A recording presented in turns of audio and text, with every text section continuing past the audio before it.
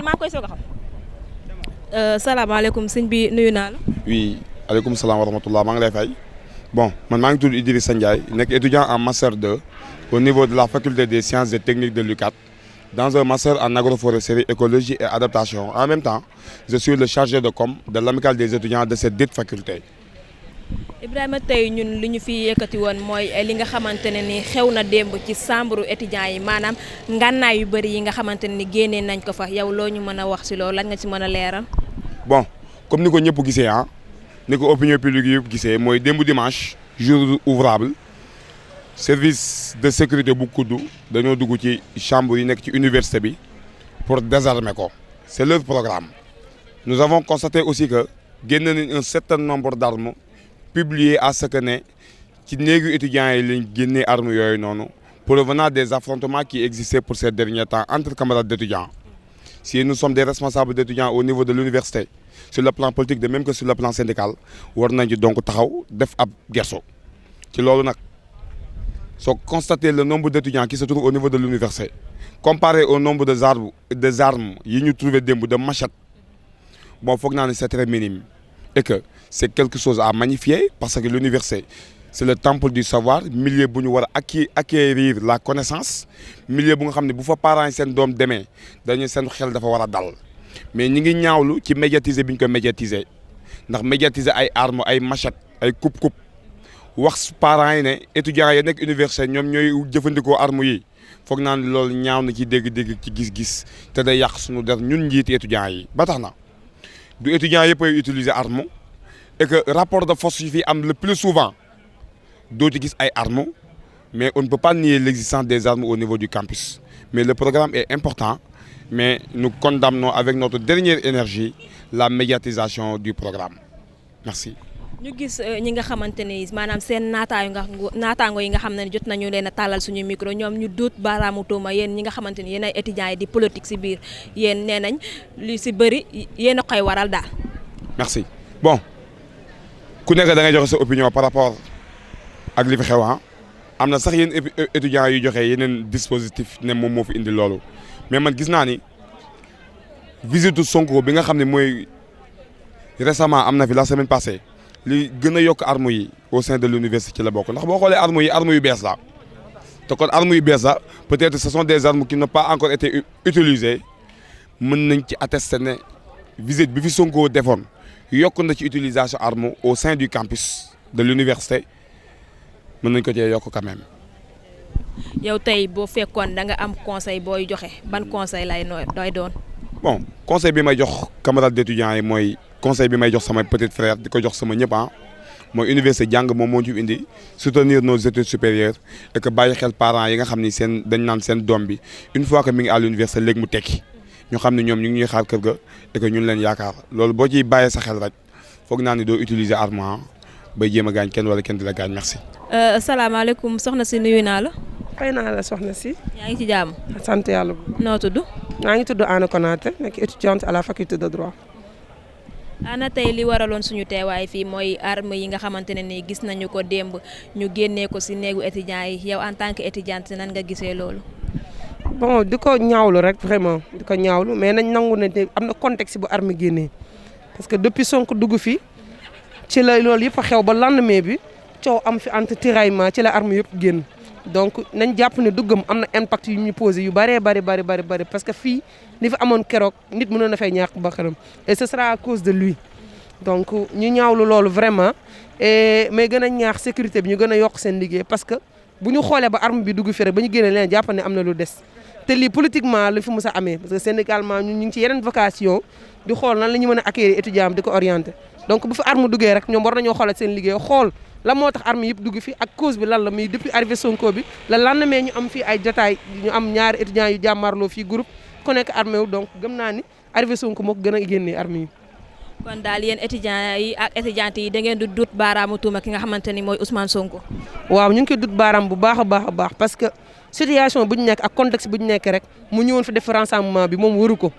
parce que moom c'est un porteur de voix nit koo xam ne da ngaa bëgg a yóotu ci réew mi am na neen noo mën a doxalee lu dul ñëw ci université bi di dajale étudiants yi boo seetloo fan yëpp ñu ngi ci biir université bi di sensibiliser donc ñu jël ay tiset def un étudiant un masque étudiant bu room ñu jox la masque parce que xam nañ ni étudiants yi conscient nañ ci feebar bi am donc lan moo ci des mooy ñu leen accompagner nan mooy jox leen masque ak gel donc buñu nekkee ci liggéey boobu nga xëy mu dajale plus de 50 000 personnes jàpp ñun suñu liggéey tey dañ ko gën a yokk ndax gëm naa ne lépp lu mu fi dajale dina am ay impact yoo xam ne du ñu arrange ñu étudiant ku xam dëkk waaye arrange étudiant xam ne rassemblement dañu ko war a éviter donc li fi Sonko def mooy rassemblement bu pur et dur boo xam ne ñun étudiants yëpp ñaawlu nañ ko vraiment. tey bu ñu nee université ñëpp dañu naan maanaam boo tàggoo sa yaay sax ne ko damay dem cité danga naan dangay jàngi kon université tey lan moo waral ngeen fiy dugal lan moo waral ñoom ñu fiy dugal ay armes. waaw parce que ñun fii bu ñu fi ñëwee temple du savoir ma université mu fi dëggee sama xel dee dal parce que jàng wàcc toog jàpp sama ñaam laa fi amee mais seetlu ngeen ni depuis arme ba mu fi génnee mooy ñëw Sonko ba ñu xëyee ba ci suba si ci la arme yi génn donc looloo indi waral arme mi fi am interprétation bu nekk am na fi étudiants yi jàmmarloo dañ jàpp ni daal nekk na lu ñaaw loo xam ne fitna boo xam ne Sonko yéena ko ci biir université bi. tey boo amee conseil booy joxe ban conseil lay doon. à l'endroit. conseil boo xam ne da nga koy jox say moromu étudiant ak étudiante yi. waaw bon ñu woote jàmm donc comme te armes yi génn na fi te jàpp ne jàmm rek moo mës a am suñu biir université bi ñu gën a ñaax ci jàmm boobu ñu xam ne Sadio bii muy woo mën na woote les responsables parce que université am na ay autorité mooy président et des PCS moo xam ne lépp lu fi mënti am ñoom la ñuy njëkk a woo ñooy responsable yi ñu toog ak ñoom xool ni ñu mënee xool ci université parce que stabilité université ñun moo ñu ñor étudiant mënu jàng tant que université amul stabilité. salaamaaleykum sëñ bi nuyu naa la. maa ngi lay fay. yaa ngi ci jàmm. maa ngi sant bu baax. noo tudd. Moussa Gueye alias Dessalines président de la commission finance de l'amicale de la faculté des sciences juridiques et politiques et en même temps coordonnateur du mouvement des élèves étudiants de Diengo. Moussa tey li ñu fi taxaw li fi waral suñu teewaay mooy li nga xamante ne ni gis nañ ko démb ci université bi maanaam armes yu bëri yi nga xamante ne génnee nañ ko ci chambre étudiants yi yow ban gis-gis nga am ci loolu. bon gis-gis bi ma am ci loolu tout d'abord je tenais à te dire que ni maanaam loolu dama koy ñaawlu doublement je m'explique. Premièrement man je pense que université nekkul réceptacle pour garder ay armes quoi warta nekk garderie d'armes puisque pour man arme fépp la war a nekk ci réew mi ba mu des fii nii ci université bi puisque fii dafa am loo xam ne moom lañ fi woote mooy jàng jàll réussir servir say parents servir sa famille servir son pays pourquoi pas l'Afrique et le monde. beneen bi mooy man je condamne fermement acte bi nga xam ne maanaam chef de sécurité du COUD daf ko posé parce que je pense bien que ne le lave sale se lave en famille quoi bi mu récupérer armes yooyu ba pare il devait appeler les dirigeants du mouvement des étudiants ak les franges yi nga xam ne ñoom tamit pour des intérêts que je ne sais pas ñu ngi défendre ay intérêts ñooñu nga woo leen autour d'une table ngeen discuter parce que ñooñu ñooy les teneurs de l'université ñu xool question boobu noonu nan lañ ciy discuter chercher une solution éponger ko une bonne fois mais je pense bien que ne li mu def nii c'est ignoble il ne devait pas publier les armes parce que loolu ça ternit l'image de l'université te quoi qu'on puisse dire armes yi nii bu fi duggee c'est parce qu'il a été incompétent puisque on l'a attribué benn tâche boo xam ne c'est sécuriser l'espace universitaire donc sécuriser l'espace universitaire fi nga war a sécuriser lu toll nii ci ay armes dugg fi lii nga xam ne mën na créer émeute mën na créer rébellion mën na créer soulèvement populaire mën na yàq réew donc loolu nga am ci sa incompétence loolu dugg fi yow loolu nga waroon koo nës-nësal nga koy jël di ko porter devant le public di montrer ne en réalité yow tu fais bien ton boulot mais les étudiants ñoom ñoo réglé wul alors que bu ñu waxantee dëgg mbir bu ñu la ko joxee ne la yaa ko war a sécuriser foofu lépp lu fa am yow tu dois répondre aux actes quoi.